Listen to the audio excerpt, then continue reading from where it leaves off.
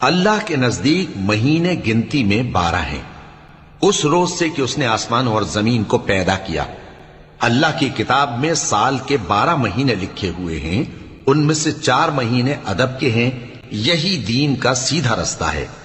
तो इन महीनों में क़िताल नाहक से अपने आप पर जुल्म न करना, और तुम सब के सब मुशरिकों से लड़ो जैसे वो सब के सब तुमसे लड़ते हैं, और जान रखो कि अल्लाह परहेजगारों के साथ है। अदब के किसी महीने को हटाकर आगे पीछे कर देना कुफ्र में बढ़ जाना है।